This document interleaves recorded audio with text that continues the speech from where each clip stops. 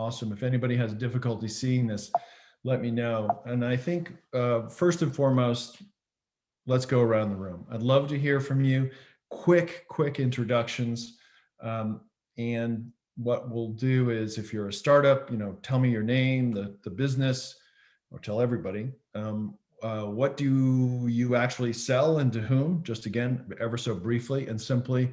And one thing you hope to get out of today, for those of you who are not necessarily representing a startup, name, role, area of expertise. A lot of you are familiar faces to me, but maybe not to everybody else.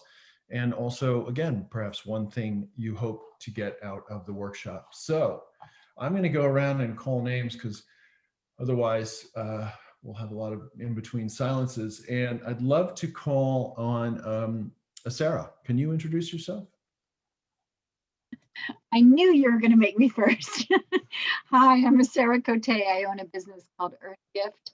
I'm most known for making soaps, and I am hoping to figure out a way to pivot my business to make it more sustainable in our new reality. That is awesome. Awesome. And Damien, would you mind introducing yourself? I'm Damien. I work for Alonso, who some of you may know. We focus on sound and adaptive reality, and that's a difficult thing to market, so I hope to get quite a bit out of this. Awesome. Good. And Becky. Hi, I'm Becky Lowe. I'm founder and CEO of Canopy Digital Innovations, and we build applications and technical solutions to make a positive impact. And I always get something from whatever John talks about, so I'm just happy to be here. Thank you. Thank you. David King, can you introduce yourself? Yeah, David King, built startups for a couple of decades in Austin as a finance, accounting, ops kind of guy, doing more of the same on a consulting basis here, and working with one particular company is about to close some funding, and they're going to go after a different audience. So I'm hoping to get some tips and ideas to pass on to those guys.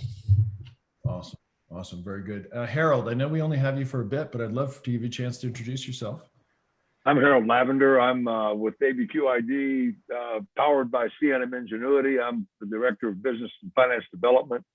Right now, I've been seconded to the Job Training Albuquerque program to help that get off the ground and to get that publicized. We had a great meeting at the Economic Forum this morning, so I had a chance to really get it out there.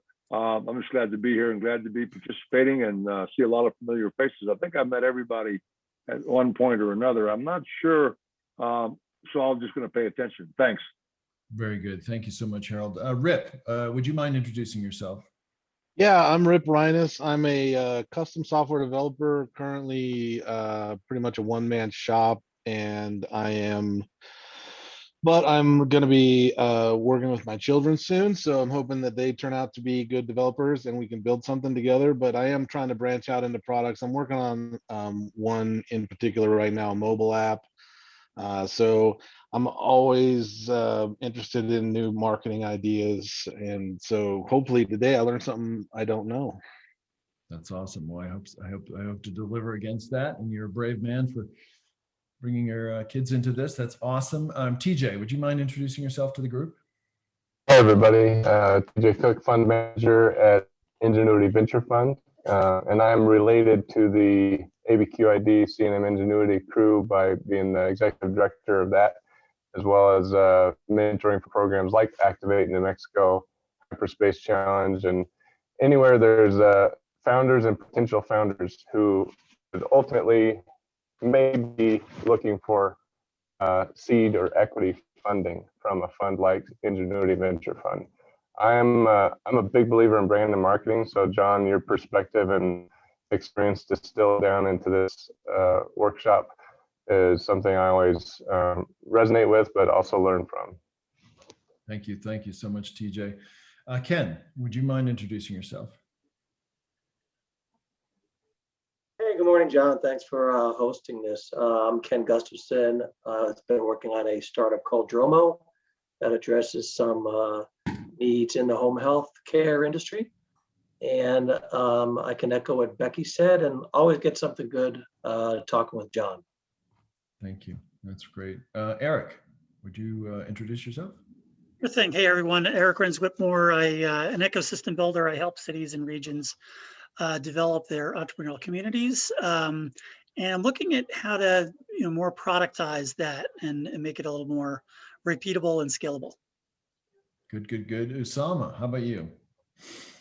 Hey, John. So I'm the founder of MBS Report. And what we do is make both enterprise sports betting analysis and underreported news stories freely available to the public. And we're just at a point where we're able to gather all the data to do the, enterprise sports betting analysis. And we have enough stories to kind of fill out the website. So we're in the right place to kind of learn about the marketing and how to get the word out there. So thanks for doing this and helping us out. Yeah, no. It's great to have you here. Stacy, would you introduce yourself? You bet. Hold on. Let me get myself off of mute. Oh my God, where is it? No worries. We can hear you. We can hear you. We can hear you. Okay. So don't get myself off of mute. Okay. Very good. So I'm Stacy Soccer. I think I know pretty much everybody in the room. I wear a lot of hats. I teach entrepreneurial studies at UNM, although I'm transitioning from full-time now to part-time. So it's called a working retirement. But I also head up the UNM Small Business Institute, where we help connect small businesses in the community to student teams. If you need a marketing plan, let me know, or financial analysis, strategic plan, our students can help you with that. Also help a lot of folks connect to jobs, events, and resources. I publish a website for about 20 years now. It's got 3,000 links to pretty much everything going on in this state. And I promoted this event on there and all your other events. So happy to get that out to my, about 5,000 subscribers. So anyways, we're involved in a lot of things. So just trying to make Mexico better. That's the whole thing. Great. Well, thank you for pushing it out there. Nadine, are you with us, and would you introduce yourself?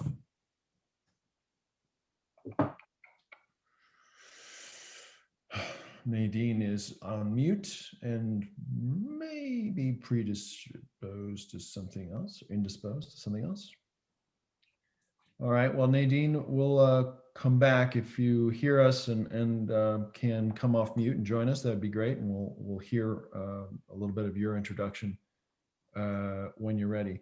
So this is great. We have a good mix of startups and a mix of folks who are supportive of startups in general, which is great. And I think what we're going to do at some point, 2 points actually within this, we're going to break up into a workshop to focus in on a handful of the startups. We won't get to everyone. We won't be able to focus on everyone's problem, but even you participating in trying to solve someone else's challenge, call it a problem, will be helpful to us. So be ready to be transported to a room later on when we get to that assignment part. So I think we've got MDS Report as a room.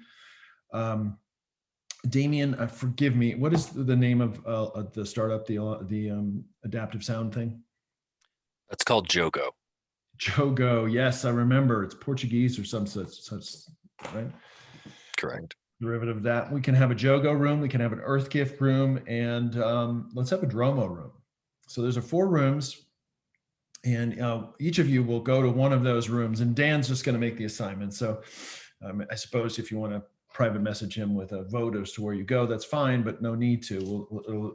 You'll be useful to whomever you move in with, so to speak. Well, this is terrific. So we have a lot of folks here today, and I want to move on. And for us, really, there's 4 typical marketing goals, right?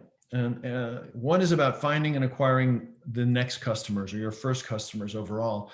Biggest challenge we have, because most of you in the startup world are trying to create awareness at the same time you're trying to convert and sell, which means that you have a big job to be done in terms of making people aware of your product or service or what you do, and then also kind of acquiring them as customers, whereas many brands, established brands out in their marketplace, have had time to do that. It's about growing customer value for those folks who become your customers or are already your customers. It is about creating relevant products and services. And one of the reasons why I'm encouraged that there's a bunch of folks on here at different stages in your startup is that brand and marketing is not all about getting the word out. It is also about using the customer insight that you acquire to affect the products and services that you sell. So keep that in mind. It is about creating great customer experience today. I think most big brands, established brands, are focusing a ton of energy on customer experience. It's also about deepening engagement with existing customers so that they buy from you more often and that you earn more of their share of wallet. Retention, obviously, and then driving advocacy, something we absolutely should focus on, because especially with resource constrained startups, but I would argue this for any business. I was a board member of the Word of Mouth Marketing Association for years, which was designed specifically to champion the value of word of mouth marketing and advocacy and referral. Marketing enables sales. We all know this, right? It's to soften the market for that sales meeting. It's about creating sales qualified leads. You've heard of probably marketing qualified leads, sales qualified leads. Businesses don't give much about marketing qualified leads. They care about sales qualified leads, and certainly sales teams care about those as well. It is about accelerating the sale and sustaining relationships. And lastly, it is about brand, right? It is about strengthening consideration and differentiating yourself. When people have more than one choice, which they always have in the marketplace, why should they choose you? So that's defining your value. And quite frankly, providing purpose sometimes for the talent and the employees inside your organization. It's a big part of what a brand does now for many organizations. So these are the typical marketing goals. But essentially, I grew up in the house of David Ogilvy. It all boils down to we sell or else, right? This is all about growth in whatever your business is. And we want to make sure that we keep our eyes on a measurable, accountable program as you go forward to develop your brand and your marketing. But things have changed. I have a particular point of view about kind of a new approach to agile marketing. A lot of us, and I think some of you on the call, may have been exploring what the heck could agile marketing be. To be fair, a lot of folks are doing this. It's about applying some of the agile principles used in manufacturing and software development, obviously, but applying it to marketing, where we need to be much more nimble today. First and foremost, it's customer centered, right? It's constantly listening and gaining insights. And those of you in the startup space know that you're talking to your customers to really understand what their genuine problems are and creating solutions. It is always about being empathetic, not just during COVID when people are stressed to the max. I think it's inspired a lot of brands to be extra empathetic and understanding of what their customers are going through. At Travelers, we sold wedding insurance, and obviously a year ago, people were canceling one of the biggest moments in their lives, right and left. And for us to respond as a provider and a service provider to them in a less than empathetic way would have been a tragedy. It is about being data-driven and creating a foundation of first-party data. I don't want to get into the technical guts right away, but there's a lot of changes going on in how we use third-party data to target folks out on the web and reach the kinds of people we think we want as customers, or they may benefit from our products and services. So now it's incumbent and really important for many brands to start building first-party data. And all that is data about your existing customers, the people, the individuals that you actually know. It is about clear performance KPIs. I mean, I don't know how many times you've all heard this. I've heard this more and more. I tried digital marketing. I put $100 into it and it didn't really do anything, or some variation on that. And that is largely due to not necessarily having key performance indicators that you knew laddered up to what your business objectives were. Also, perhaps not having a test and learn capability. So testing and learning and optimizing is kind of what's going on right now. It's having a minimum viable product approach, but a minimum viable program approach to marketing too. I grew up at Ogilvy. We spent a lot of time creating these cathedrals of strategy and then deploying them out there in the marketplace. And we don't do that anymore. What we want to do is we want to create a sound, sensible strategy, which we're going to talk about today. And we want to get out there in the marketplace and constantly optimize. So building a testing mindset into you as a startup founder, or transferring that over to the folks that do marketing for you is really, really important. And obviously it's fully integrated. Paid, owned, earned. You've heard that triptych many, many times. It's a challenge to do it because it basically inspires us to try to bring all of our data together to really understand the contributions of those particular efforts. We're going to talk a little bit about that today. And lastly, journey-based is really about customer-centered. And I want to pause on that and not go deep on this slide because I think we're going to have a moment to talk about that. So here's what this day is structured around, and here's what the toolbox is structured around. One of the challenges that I had was to simplify. Startup founders, small business people wear a lot of hats, and they're resource constrained. And there needs to be a way to make brand development and definition and marketing, digital first marketing, a lot simpler. And so that's what we've done here. And that's what we're going to try to lay on you guys today. So it is about the brand print. What are the qualities of your brand that differentiate and clearly, consistently communicate value? It's about the marketing strategy. How are you going to engage your customers and win their business? Practically, execution-wise, it is about that roadmap. So how does your marketing and sales plan align to the customer journey, and what are the jobs to be done? And then last, but only last on this slide, is the marketing dashboard. What are the key performance indicators that tell you you're winning or losing? So I'm going to give you an Agile marketing toolbox. We've sent a document out to you. It's an editable PowerPoint. If you haven't gotten it, just message Dan and he'll make sure that you get it. And obviously, we're not going to go deep into each of these tools in a mere hour and a half at this point. What we're going to do is we're going to expose you to all of you, orient them to you, discuss them, and I'm going to encourage all of you to chime in. And then we're going to do a little bit of workshopping around 2 of them overall. So here's a quick orientation so you know what's in the toolbox. On the brand print side, we've got a thing called a brand print. That's good news, right? It's the essence of what your value is and what you believe in. It is the narrative platform, probably the linchpin tool in this toolbox on the brand side. It is going to deliver to you your focused brand story. One of the challenges we all have, I run a small business as well, is that we don't have the resources to build awareness the way that Unilever does, or Procter & Gamble, or the Ford Motor Company. So we need to win through consistency and repetition. And so the narrative platform helps set you up for that. On the strategy side, we're going to have an objectives worksheet and a strategy canvas. And I'm kind of jumping to the top and the bottom of that list there because they kind of work together. And in between is a clear understanding of your customer. Many of you have done personas or profiles. I'm going to give you a tool today. We're not going to get into that. I'll make a couple of comments that I've learned along the way that may be helpful to you as you do go back to that if you choose to.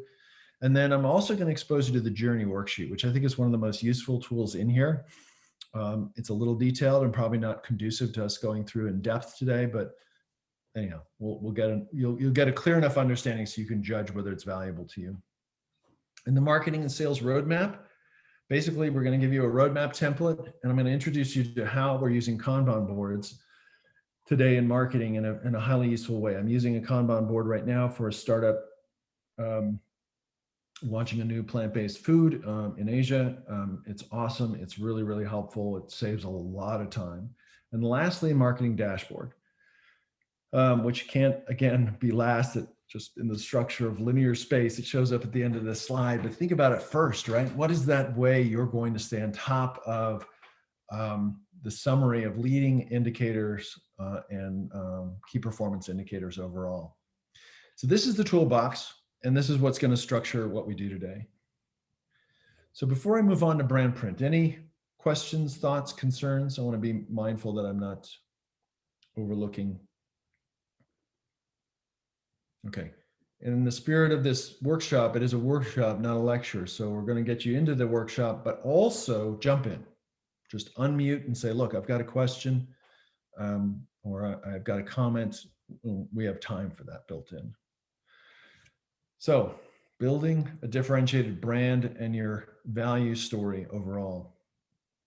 So those of you who are in marketing or adjacent to marketing know Walter Landor, the kind of brand firm Landor, who's named more brands than I can even remember at this point, said products are made in the factory, but brands are created in the mind, right?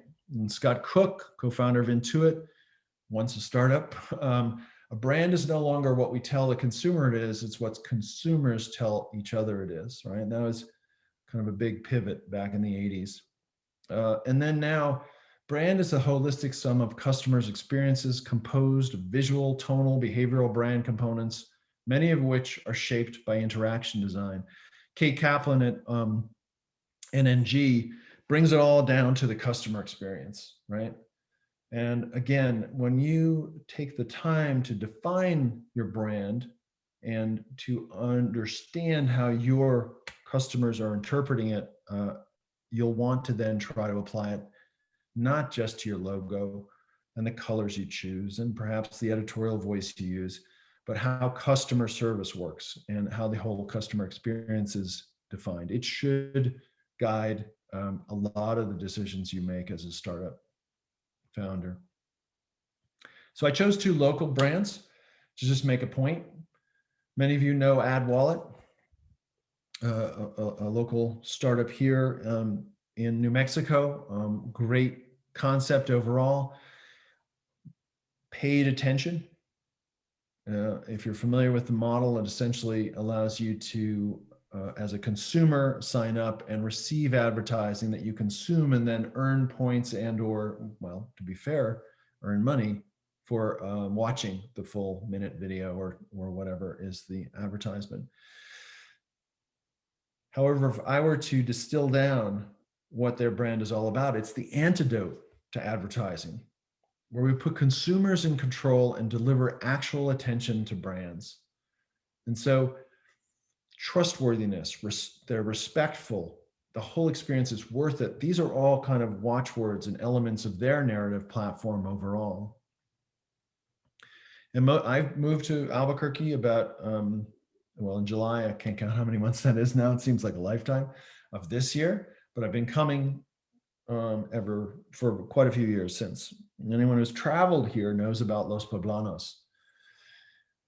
It's probably one of the more special places in the state to stay in, and certainly the special place to stay in Albuquerque. But essentially, if you distill down what their brand is, it's set among 25 acres of lavender fields, cottonwood trees, and lush formal gardens. Los Poblanos invites you to the quintessential food and hotel experience in the Southwest. They're all about authenticity, quality, and about relaxing. There are people who live here in Albuquerque who go for a long weekend in Los Poblanos, which I'm considering, but whatever, haven't done yet. But these are very crisp kind of brand positions that are derived from a narrative platform. So we're getting close to this workshop here. So I ask you to pay attention. We're talking about the tool now that I'm going to ask you to kind of roll up your sleeves on behalf of 4, I think, lucky participants today and do some work on their narrative platform. So what is it? Well, it aligns all content, marketing, communications, sales, everything that you do to communicate outwardly, and I would argue inwardly, is derivative of the narrative platform, because it's a way to earn a place in people's minds via repetition and consistency. To be fair, the narrative platform is a device that's been used in one way or another in marketing and public relations for years and years and years. And it is based upon a simple premise, which is you can't tell people 35 things. They don't listen. They don't remember. You'll be lucky if they can remember 3 or 4 things, and probably just one. And so this is about us using discipline to get down to what is that kind of strong 3 to 4 point kind of value proposition. We have to think about how it creates, and we have to write it. And this is a cue or a clue to you guys as you roll up your sleeves in a few minutes on how to write this. It has to be done in terms of how we create value for our customers. We have to put ourselves in the heads of our customers and think, what do they get from what I do or what my company does? Structurally, it's simple. It's 3 to 4 themes that articulate what's important to your brand. If prospects knew and believed these things about you, they would prefer your brand, they would buy more often, they would advocate for you, and so forth. It's also going to include reasons to believe. Those of you who've been around consumer product goods, those are the Unilevers of the world and the Procter & Gambles of the world.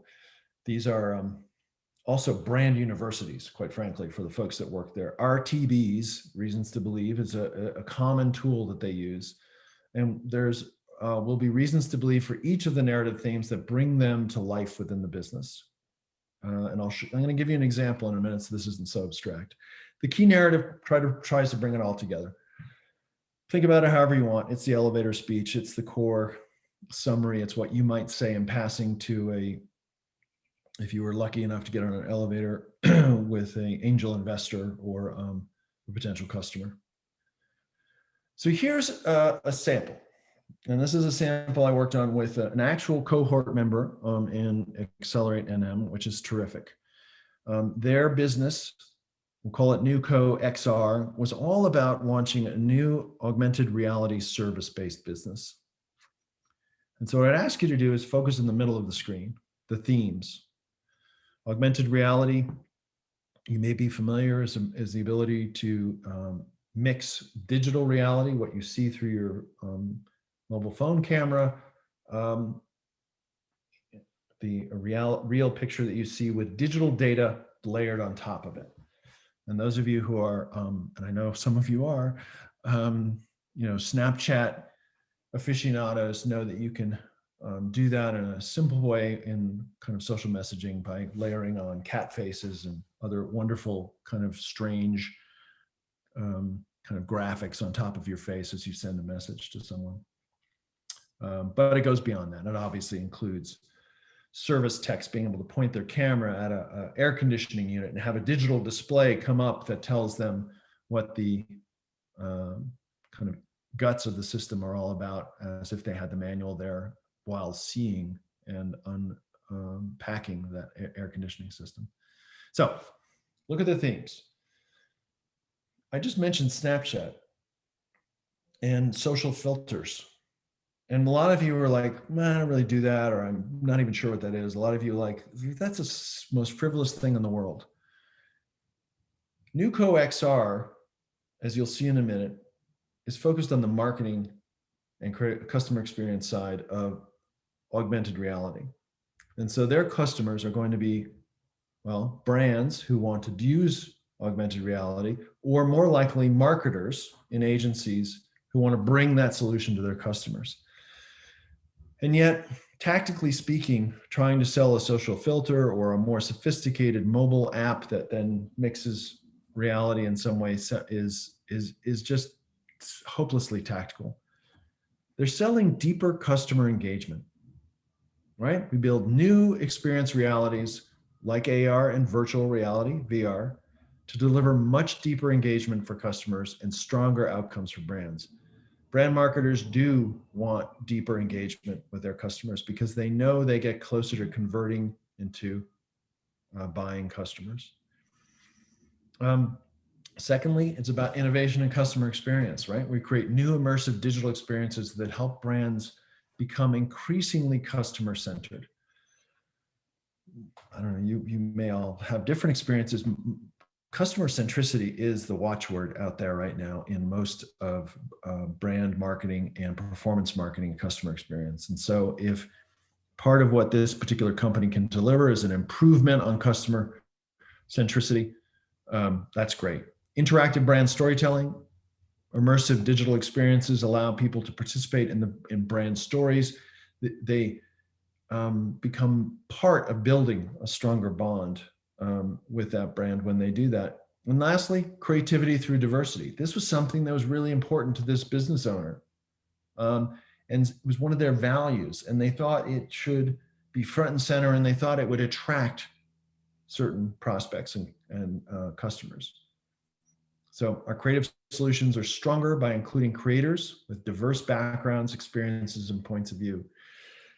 The key narrative you can read or you've already glanced at, it tries to pull it all together into a statement. When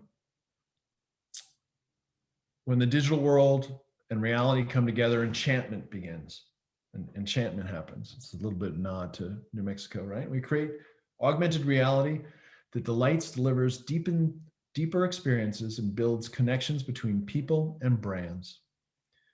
The smartphone camera has made mixed reality possible for millions of people, while innovative AR applications from social filters on Facebook and Snapchat to new mobile apps create demand for these magical experiences. We help businesses build on this spark with new customer experiences that can delight, educate, and deliver business and brand results. So there you see, trying to bring it all together in a way that incorporates the themes.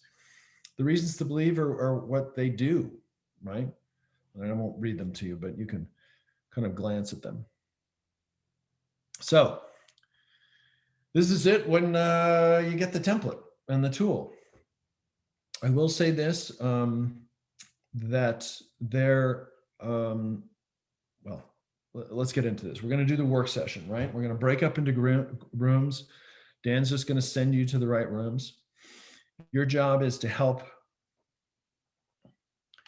MDS Report, Jogo, Earthgift, Dromo, develop their narrative platform. And to be fair, we're only going to be doing this for 15 minutes. So if you get one or two of those themes, that's the goal for this particular work session. There is a little bit of a good sheet in here. All of the tools have a checklist. And forgive me, I'm going to scoot forward to show you that on the screen, but you also have it in your PDF that I sent around. And there we go. The brand print checklist. And you see on the right side of the screen, questions for the narrative platform. For those, because what's going to happen in your 15 minutes is your business owner is going to have to quickly summarize what they do, what it is they make, how they hope to make money. And then you are going to help tease out in a brainstorm style fashion using these questions, what one or two of those narrative themes could be, right? And you can use this as a cheat as you get into it. So feel free to bring that up from the document you've got. Now, your job will be to, bear with me, create two of these themes. And then when we come back together, I want to ask each business owner to kind of rattle off what they came up with or what the group came up with. So before we distribute you into any rooms, any questions, concerns, thoughts, hopes, dreams?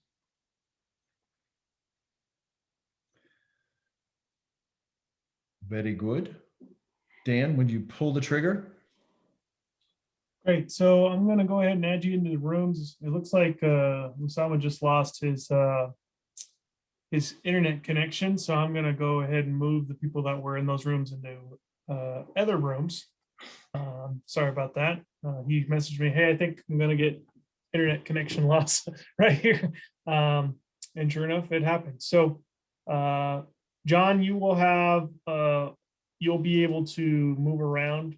Yep. If you want to check in on things.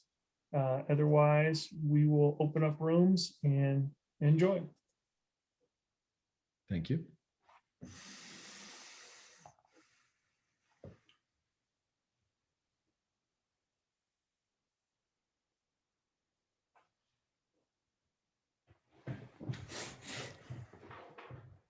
All right, everyone's away. Osama dropped. I'm trying to see if I can get him back online. So I moved his 2 people into other rooms. So we have 3 rooms. Yep. You click on the Joe- breakout room, you can see where everything is. Dromo, okay. No problem. And let me get him that stuff. I'm gonna hang out in the main room if anyone comes back. All right, I'm gonna bear with me. I'm gonna stop sharing for a sec till we all come back. How much time do they have? 15 minutes. So we want to bring him back at 5 till the hour. Okay, I can do that. All right, I will be right back myself. Okay.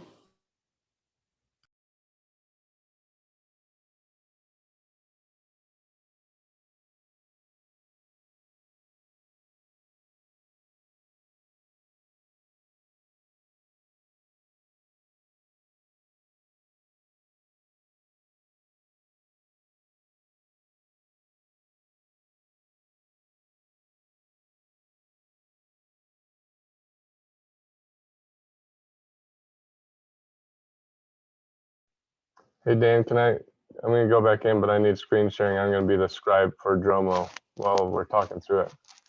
Okay, yeah, turn that on. Thanks for reminding me. Thank you.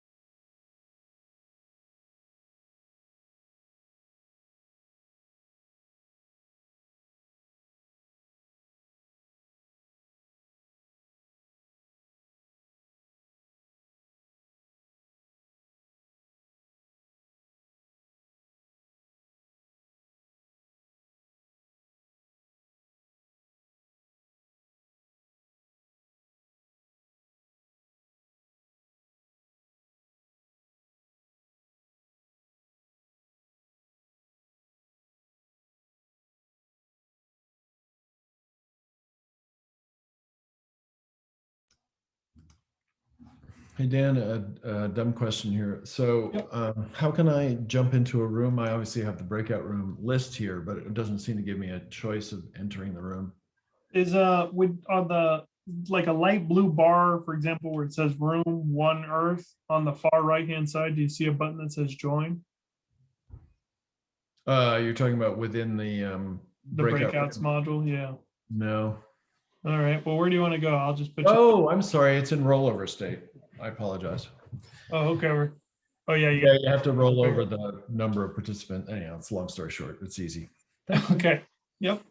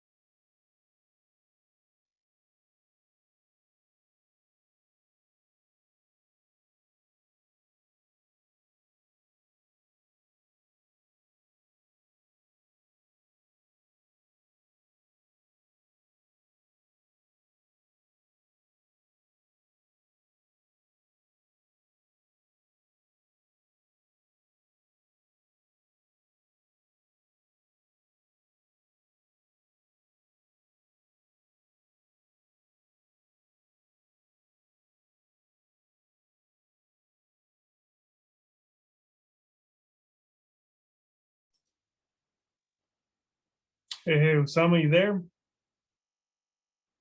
Yep, you can hear me? Yeah, you doing all right? I saw you drop off. I did. My internet connection's been unstable the last few days, so I asked for the phone code, and now I'm on from my phone. Okay. What would you like to do? They are already, several minutes into the breakouts. I ended up redistributing the 2 people that I had for you to other rooms. Did you want to just join another room and listen in for now? And if so, which startup did you want? Damn it. Which startups were available? There's Alonzo, who's being represented, the Jogo by Damien. There's Earth, the soap company by Sarah, and then there's Ken's Dromo. Got it. Could you throw me in with the Jogo guys, please? Yeah, and what I'll try to do, because I still have your room created, is we're gonna have another round of activities. I'll see if we can get you back. We'll get you focused in your own room for the second round. All right, thank you. All right, heading over.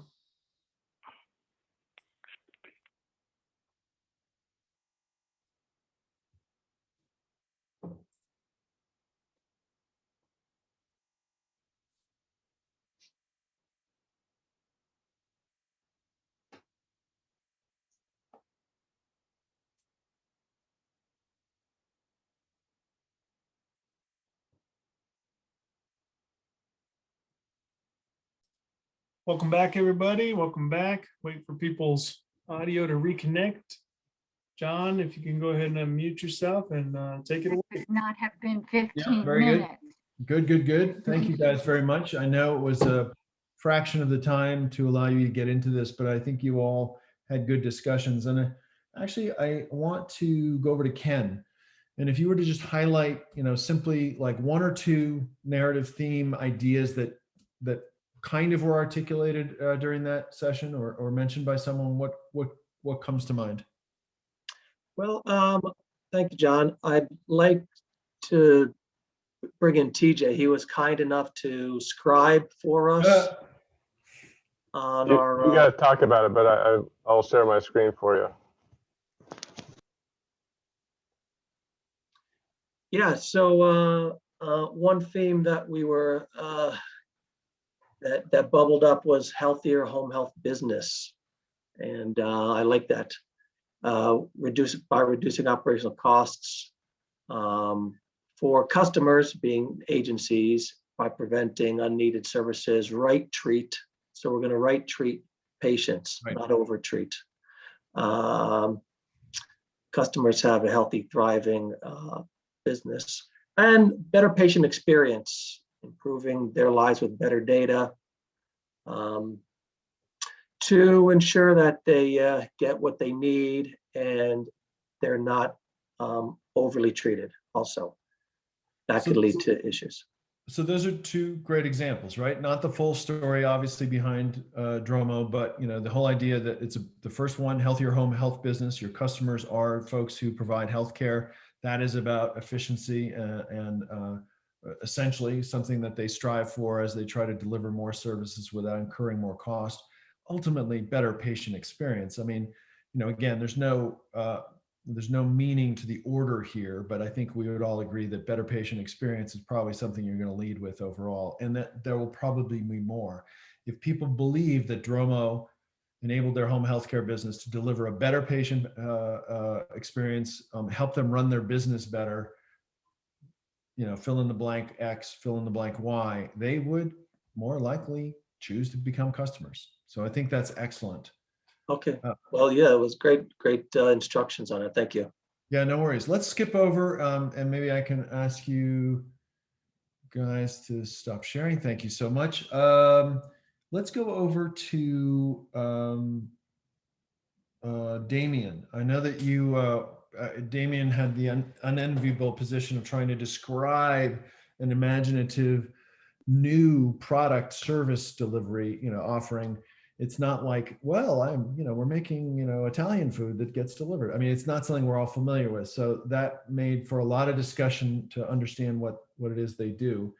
But were there one or two things, Damien, that you think came out of that promising about what the might become themes for you to define your value prop to you and the people you sell to? Absolutely. Part of that, as we're now aware, is that educating people on what it is we do is going to have to be part of what I do. And one of the themes that I like that came out of this was that we take something that people already like and we take it to the next level. We improve things that people love. They just don't realize they could be better as of yet. Great. Well, that's awesome. The powerful role of the educator, right? You're enabling people to understand and do more. And Sarah, I want to pivot over to you for Earth Gift. Is there one or two things that come to mind as potential kind of themes that start to describe the value proposition that you deliver to your customers? I thought the most interesting thing that came out of our discussion, which we could have gone for hours, was the idea of the brand being me. And I had never thought about it that way. And that sort of opens up the business in a really different way, so that I would be giving value to the already existing clientele beyond bars of soap. Yeah, I mean, I think that's go figure. A founder who appreciates the fact that they become the lead and center of their story. I mean, who would think that? Who would have thought? Perfect solution, but true. You know, I mentioned before I worked for Ogilvy for years. David Ogilvy. It was a founder-based brand, a very powerful way to build a brand. Perhaps that is something that you can build on. So yeah, I hadn't thought about it that way. Yeah, no worries. So hopefully you guys are getting a flavor for what can come from this. I think you know, we generally workshop these things. There's a process for getting here that I think is very valuable, but at least today you get a glimmer of what that is. Now, I want to make sure I'm sharing my screen. You should see a sample brand print. Is that correct? Sorry, was that a yes? Yes. Thank you so much. I never want to take it too much for granted. Look, I really just want to orient you to a couple of other tools before we move on to the marketing strategy side. This sample brand print for Nuco XR, the same company that we talked about before, has a narrative platform, same one we talked about at the bottom of the screen. But above it, it has brand personality. What are our values, right? What matters to us as a company? What is our voice, tone, imagery? How do we behave? How does the brand behave overall? And you see some ideas in there: curious, enthusiastic, generous, professional. These are not meaningless keywords. These help guide how you craft your marketing, communications, customer experience, and certainly the voice you use in it.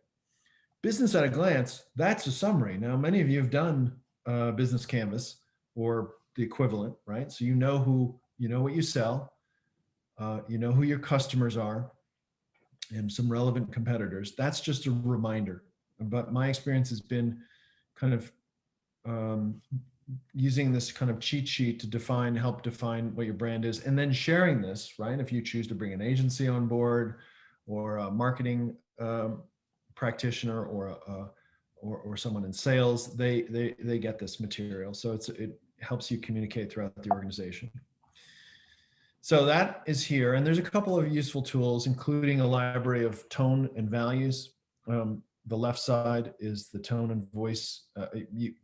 This is just a starting point for you, but it's a way to make it real. And then you see some brand value examples from brands, from Warby Parker to Virgin and Airlines and so forth and so on.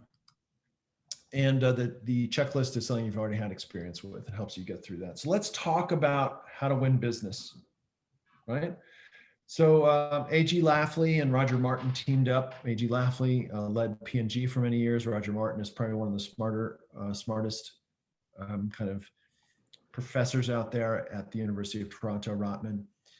Strategy is about making specific choices to win in the marketplace. It's an integrated set of choices that uniquely positions the firm or brand in its industry so as to create sustainable advantage and superior value relative to the competition. It's about choosing what you are going to do, and inherently it's choosing what you're not going to do. Focus and prioritization is always one of the biggest challenges I think startup founders have, I have as a person, and strategy helps you to do that. So there are 4 tools in this toolbox. We're not going to go into every one of them. One is the objectives worksheet, which helps you articulate what are your top goals, KPIs, and by when. One is that customer profile, or some of you know this as a persona. Again, professional marketers on this call probably know this or have experienced this as much as I have. I have created personas every which way from Sunday to help me understand who the customer is, how to segment to reach them, how can I solve their problem. And all I've tried to do here is to actually simplify this down to what I think is the most useful set of fields to get you to have an actionable profile, but you'll be the judge of that. The journey worksheet, channels and tactics, right? We got to get down to like execution at some point.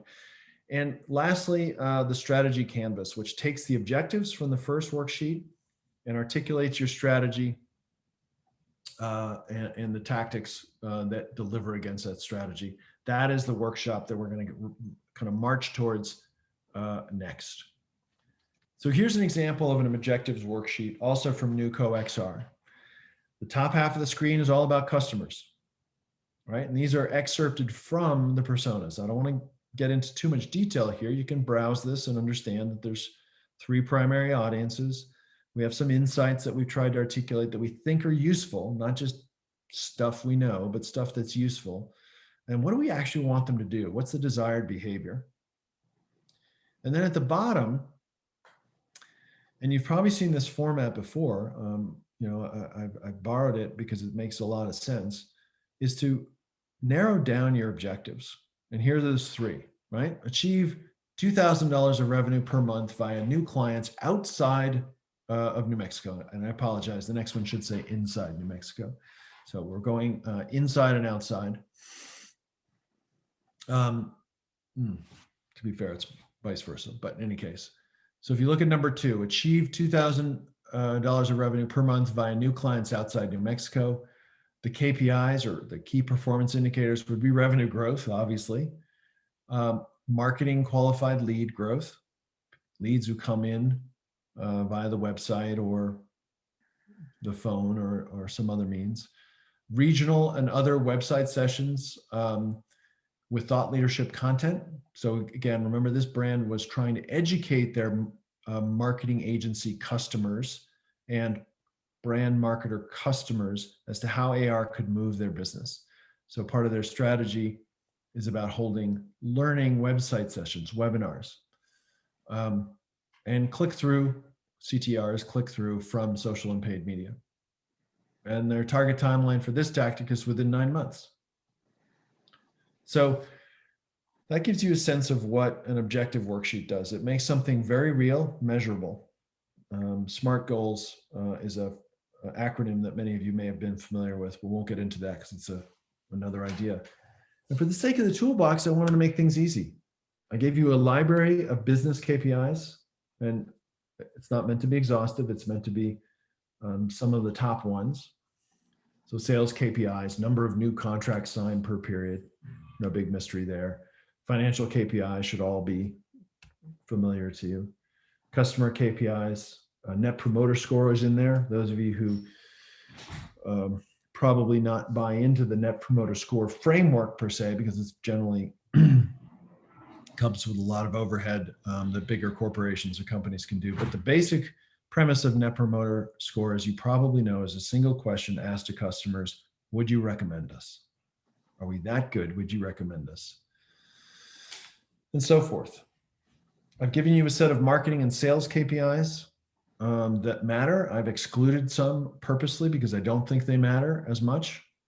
It's not important that you're fluent with all of these, but I think it is useful to become fluent over time. I'm going to point out one here that is one of my favorite, which is customer lifetime value. So we often talk about the cost of acquiring a customer the first time, but if your business is, or product or service is to cross-sell, upsell, build share of wallet, whatever acronym you want to use, or whatever phrase you want to use, not an acronym, that means earning more money from that same customer, you want to be thinking in terms of customer lifetime value. At Travelers on the consumer side, home insurance and auto insurance, we had a customer lifetime value of 5 to 7 years, depending upon some things. So we would normally, or would not be unusual for us to acquire a customer at a loss. But we knew if that customer stuck with us for that 7 years, that they would become highly profitable to the company. Very typical kind of dynamic. I've given you a couple of extra tools, 2 in fact, and this is one of them. It's my favorite. And I've given you a link to it. You have it in your toolbox. You have no need to go there now. It's AdStage's Q1 2020 benchmark report.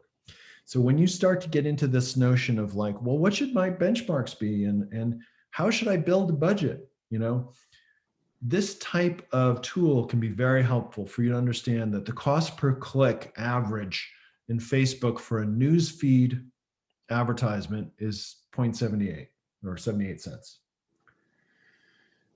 And as you probably know, Facebook has about 20 advertising formats, if you will, 15 or 20. Instagram, not as many, but still quite a few. Anyhow, it gets very complicated quickly. And for you as business owners to understand your marketing, or whether it's you doing it, God help you, or your marketing leader doing it, which is great, or an agency helping you, this type of resource gives you a strong understanding of benchmarks that you can build some of your own goals against. So anyhow, long story short, exhaustive resource there, download it in your spare time. Customer profile. The only thing I want to point out about my version of this version here is hopefully for those of you who've consumed a lot of personas or made them, this should look relatively simple compared to some of the ones we've done before. I've done the other ones too. Lower right corner, desired behavior. What do you want them to do? And what's the barrier to them doing it? So we want them to read and share within the agency Nuco XR best practices content. Remember, Nuco XR is trying to tell marketing agency folks how they could use AR against their clients. They're an educator. That's one of their tactics. What are the barriers? They don't understand how filters and AR factor into a marketing solution. And they believe social filters are kid stuff.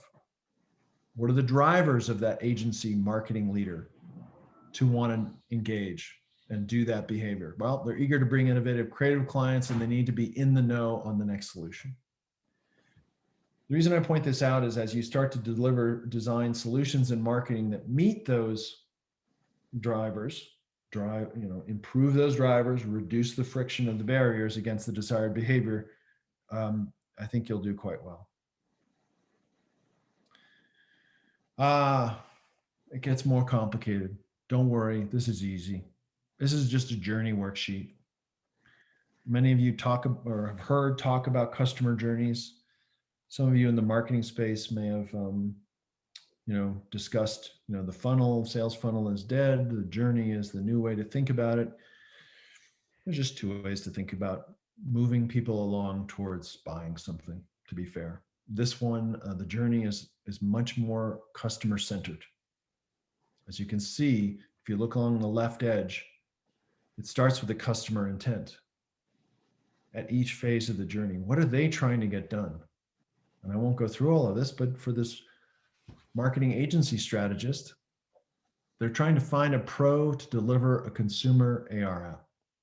They don't do it. They don't have a staff. They're not going to hire people in their agency on a speculative basis to do this. They want to partner with somebody who knows what they're doing. So what channels and touch points are they going to reach into to try to solve that intent? They're going to Google it. No big deal, right? They're going to do Google research. They're going to go to consumer marketing sites and trades. I'm talking about Adweek, PR Week, Ad Age, where marketers consume what's next. And they're going to go to professional websites for content and cases. They're going to seek out Nuco XR's website to see what they're educating people on so that they can get smarter. Tactics and content. Anyhow, content on AR experiences for brands. So that's articles, videos, what have you, webinars, and then the performance metrics. How are you gonna measure this? So you can see quickly how this starts to get a lot closer to tactical execution and building on an overall strategy. So thinking about tactics, I mean, there's a lot people can do out there. I wanted to bring you a couple of examples. And Upper Campus is a startup. I know the founders quite well. I'm a Max. It's this great utility. It's a career learning and success platform for both high school and college age students to broaden their minds about what's possible out there in terms of careers. You know, it's not, it's not as simple as an accountant, a lawyer, a basketball player, and a race car driver anymore, right? It's about all sorts of career options, and career options nested inside of brands we all know, like Sephora. So looking into Sephora and understanding, wow, they've got librarians in Sephora. I would never expect Sephora to have a librarian. And so they have a full content marketing program where they're publishing out content via their website. They point to it from their social channels, Facebook, LinkedIn, and so forth. They drive into valuable content. Here's a company spotlight on Sephora. Here's the Upper Campus career playbook, right? For one of their customers or influencers in the sale, which is the counselors at high schools.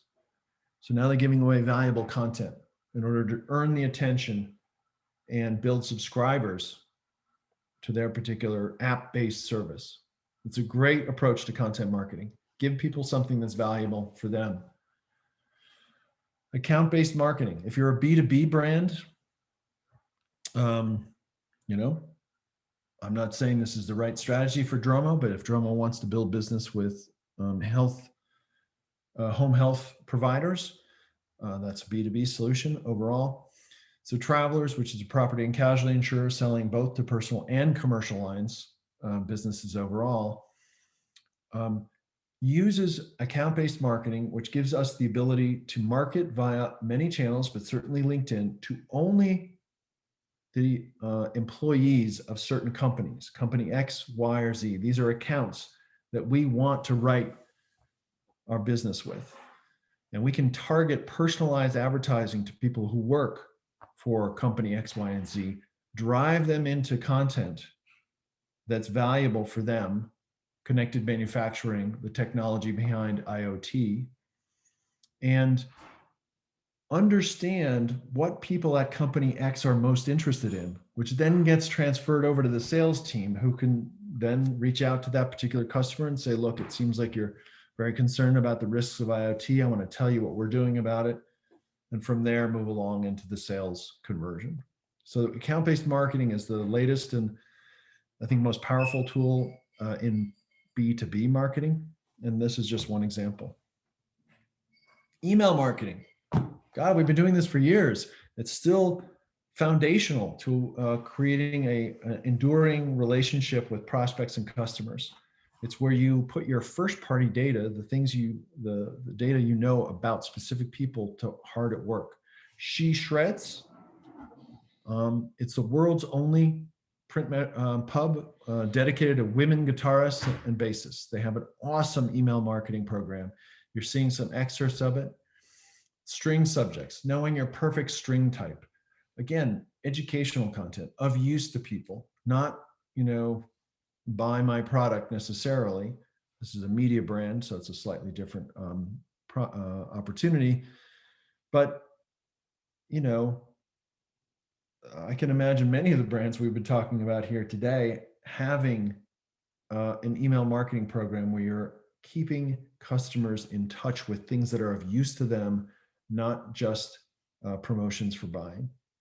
The last example is from Square Sayings. This is a very kind of social media based kind of business, if you will. They create these highly shareable pieces of content. They've been covered in a lot of the consumer pubs, mostly for women in this particular case.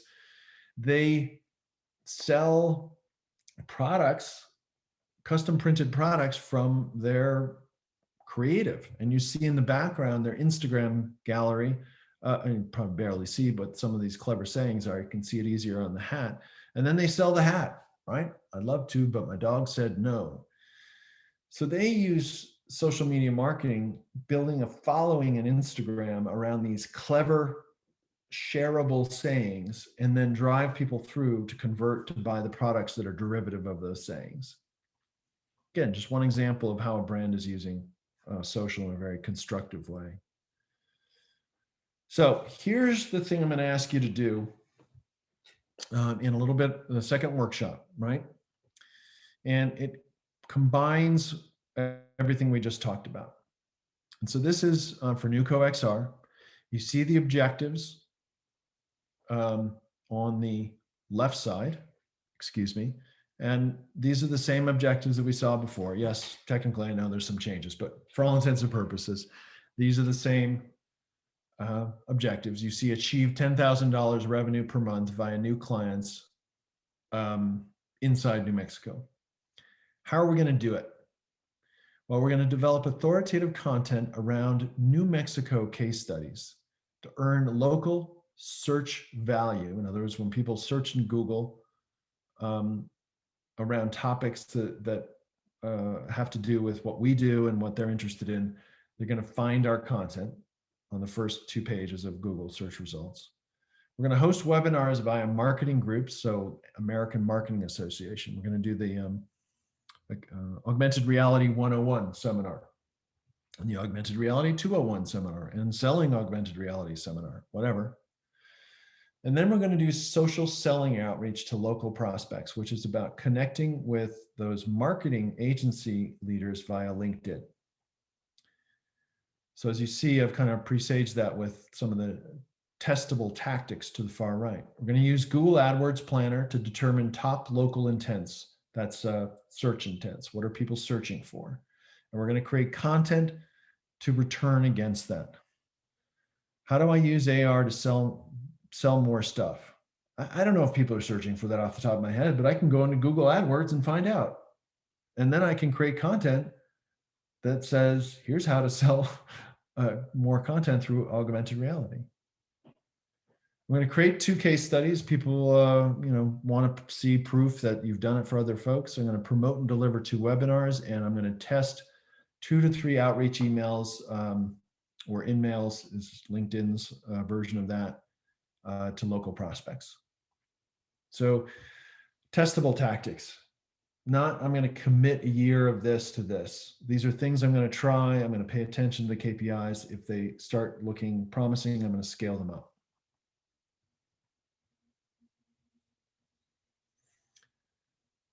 So here's work session 2. We're going to go back into the same groups. We're going to use the same brands, Jogo, Earthgift, Dromo. And your job is to draft at least 1 objective and 1 strategy. And if you get a tactic or 2 that delivers against that, that's great. So my suggestion is you break into your groups for the next 15, maybe 20 minutes. Dan will have to, I'll play it by ear with you, is to quickly define an objective. Get a pretty good objective. We want to whatever, so many people, we want so many new customers, or we want so many new authors. I guess I'm thinking of Jogo right now, Damien's challenge there, and so forth. What is the strategy based upon, again, a lot of this stuff right now is you're spitballing, it's rule of thumb. You're not necessarily doing this in the most rigorous way that we would like, or that you will do if you choose to leverage these tools. But for today, what would that strategy look like? And then 1 or 2 testable tactics. So let me pause there. Questions, thoughts, hopes, dreams? There is another cheat sheet of checklist, a couple slides on in your toolkit, if that may help you as you do this. But let's break up into the rooms. And I Great. think we've got everyone back, John.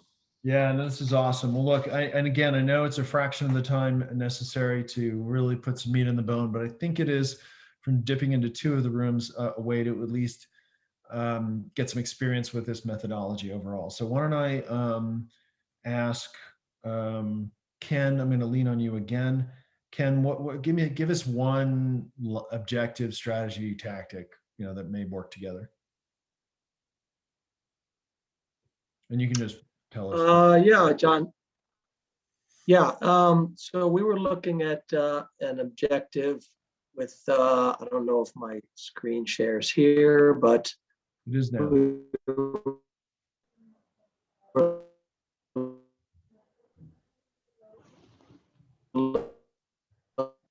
Connection's a little iffy. Yeah, your audio is a little sketchy there, Ken. I think the Dromo robot took over. Well, we can read. I mean, clearly you've got a goal objective of generating 10 qualified leads, right? So home healthcare providers are your target. You want to generate 10 of them Okay. in the second quarter of this year. I'm sorry, I think I'm Okay. We lost Ken. okay, I apologize. My internet is not behaving well. No worries. We can hear you now, Ken. Do you just want to tell us what the strategy against the lead generation objective is? Sure. The strategy against the generate leads was educating agencies on how home health providers can become more efficient. So basically, education. Trying to personify educator, and a testable tactic, 1 or 2 webinars to generate said leads. Yep. Okay. Perfect example. I think that's great. If your audience is drawn by efficiency, if that's a particular pain point for them, that's great. Just to put my thumb on the scale a little bit here, I do think you can get to the same place you might want to test this and see if it resonates with your audience about them becoming more data fluent in their business, because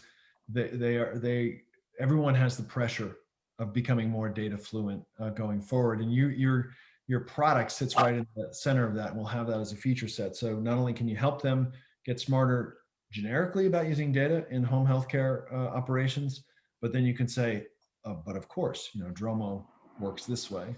So I think that's an awesome example. Very good. Thank you. Let's see. Now, Sarah, did you guys get through a line of objective, strategy, and tactic? Not real well. I mean, overall, we came up with figuring out a way to communicate my expertise around sensitivity and giving people the dream of being comfortable in their own skin, which needs some work, but okay. And then the objective was to increase sales from my existing customer base. Good. And the strategy was to actually analyze the customer base and using an email marketing plan to do that. And so the testable tactic would be using a tool that would show me click through and conversion. Yeah. Okay. So you want to sell more to your existing customers. Perfectly good objective. You probably create a number, how much more you want to sell, or revenue target, something that's measurable. How are you going to do it? You're going to use personalized email communications to stimulate, sales through them overall. Yes. Well, I would create it. I would articulate it as a strategy, personalized communications. The tactic is using the email. I mean, again, I'm mincing words here. That doesn't change your approach in any way. Right. But no. Essentially, I think what you said was you're going to segment your audience, which means inherently you're going to send them different messages and see which ones drive more sales with different target segments, which is great. Okay. I'm skipping around quickly now. Damien, do you want to share? Do you have a one line you can share with us? I wasn't the one taking notes there, but for simplicity's sake, the objective that we came up with was 500 downloads per week, which I would consider reasonable. And for the strategy, we're going to hit these people where they live, which is largely online communities, chat rooms, forums, things like that. And the testable tactics are going to be the number of downloads, which is very measurable, but also the interaction, comments, upvotes, things like that. Yep. Okay. All right. Good. Another good example. Osama, I'm going to skip you for the moment. I know you guys just got into it, but I want to make sure we get through some content before the end of the hour, which we're nearing, which is awesome. So bear with me one sec. Oh, sorry. Duh. Okay. So great. You guys all had the experience of dabbling with the marketing strategy canvas, which is terrific. The checklist is available for you. The marketing plan is prioritizing and aligning across the journey. And what you're seeing right now, this is about execution, right? So you've come up with all these ideas that are, and what you hopefully you've appreciated is that all of those tactics in the far left of the last exercise ladder through a strategy up to a measurable objective, right? And so that thread going all the way through is kind of one of the linchpins of successful marketing strategy in general, but certainly a digital first one. This marketing plan is about execution. How am I going to do what? When am I going to do it? And so you're seeing a prototypical marketing plan for Q1 through Q4. You're seeing it organized on the left edge by campaigns. These are time-bound bursts of activity versus always on. We live in an always on world now with Facebook and Instagram, whatever your social channels are that you're relevant for your particular brand. If it's B2B, it's probably more about LinkedIn. If it's a consumer brand, it's more about, Instagram, and both is Facebook, of course, because several billion people can't be wrong. It does talk about sales engagements, so events and outreach. And it does talk about what kind of content and experience are you producing that get leveraged against all of those channels. And as you can see, it's a Gantt chart style rough estimate. It's not, from this, you need to create all your lists. I need to create these 5 pieces of content. I need them done by, June 15th to be ready for the regional brewery test in July, and so forth and so on. And what's interesting to me is that what I'm not laying on you is a whole bunch of really complicated spreadsheets for the marketing plan itself, because things have changed. In the Agile world, it's about getting into market, testing and learning, and seeing, and then optimizing against those tactics that work best. I mentioned the Kanban board. I think that's a subject for another day. I don't want to take too much time with this. Kanban boards are obviously an artifact or a tool made popular in the kind of agile development space overall. Yet I've successfully used them in marketing for quite a few years now. They don't work everywhere. They work well in content marketing and the content side of things. And I'm using them now to develop content for a content marketing program for a new beverage being introduced, as well as a new plant-based food and a new school that's launching. And it's something I can talk to you guys about if you're interested in a follow-up conversation. I'm giving you one additional tool here beyond the one I gave you before that gave you all the KPIs or benchmarks for ad efficacy. And this is from Marketo, which is a technology provider, software provider, automation, marketing automation. I'm not recommending them as a solution for you. They're quite expensive. But they've created this great guide to digital ad types and ad design. And I mentioned this before.